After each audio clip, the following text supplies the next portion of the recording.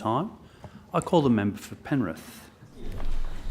Thank you, Speaker. I rise in support of the State Emergency and Rescue Management Amendment Bill 2024. The bill contains various amendments to amend the State Emergency and Rescue Management Act 1989, and some of the proposed amendments are minor housekeeping provisions.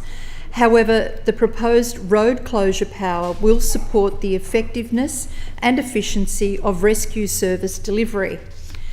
These are two main reasons why I'm supportive of this proposed legislative amendment. First, it will promote consistent road closure powers across the emergency services organisations. Currently, a majority of emergency services organisations do not have this power, and for the organisations who do have the power, the provisions vary. For example, under the Fire and Rescue New South Wales Act 1989, a Fire and Rescue New South Wales officer in charge may cause any street or public place in the vicinity of a fire or hazardous material incident to be closed to traffic during that incident. This excludes other incidents Fire and Rescue New South Wales might respond to, such as when providing rescue services. For the New South Wales Rural Fire Service, under the Rural Fires Act 1997, an officer in charge may close any street or public place in the vicinity of a fire, that incident or other emergency, noting permission is required from rail authorities in some circumstances. However, for other emergency service organisations, like the VRA Rescue New South Wales, their volunteers do not have any power to close roads. This is despite the VRA providing critical rescue services by attending to road crashes and conducting industrial, domestic and animal rescues in rural and remote areas of the state. Current road closure powers are not accessible to some of our emergency service organisations who need it just as much as any other organisation. For the organisations that do have the power, there are differences in when, where and how this power can be exercised. This amendment will provide our emergency service organisations with clear, consistent road closure powers to manage road incidents safely.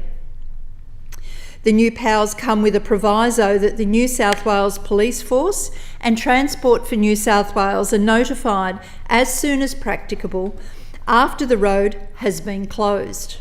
This will ensure that the action can be carried out to get roads open again as soon as possible and that the impact on traffic flow is minimised.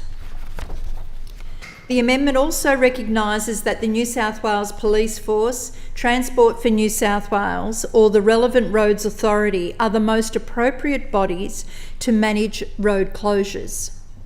On this basis, the new powers cannot be excisable if the closure is inconsistent with a direction given by one of those bodies.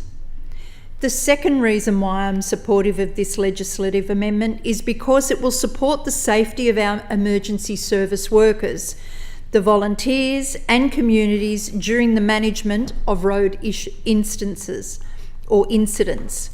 Our emergency services workers and volunteers are driven to support communities during times of need.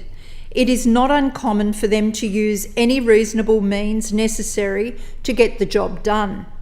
This could include using their own vehicles as a barrier to provide protection when dealing with a hazard on the roadway. While no doubt effective and necessary, it is not clear that to do so is legal and could likely be managed in a safer manner. It is our role to support our emergency services personnel with the appropriate powers to do the jobs that they are expected to do, and these proposed road closure powers is exactly doing that. I also note that the new Section 60M will not commence on assent. This is, I understand, to provide time for our emergency management agencies to update the Management of Road and Traffic Incidents Memorandum of Understanding. The MOU will be updated to set out coordination and supporting arrangements, such as training requirements and notification processes. This is appropriate and sensible and will will help to ensure that the new powers are managed in a safe and effective way for our emergency services personnel and also for the road users. Mr. Speaker, I support this bill as the new road closure power is a practical way to ensure that there is consistency across the emergency service organisations in dealing with the management of road incidents. It will help ensure that incidents on our roads are dealt with in the safest and most effective manner, ensuring the well-being of our volunteers, our workers, and importantly, all our communities. And with this, I commend the bill to the House. I thank the member. The question is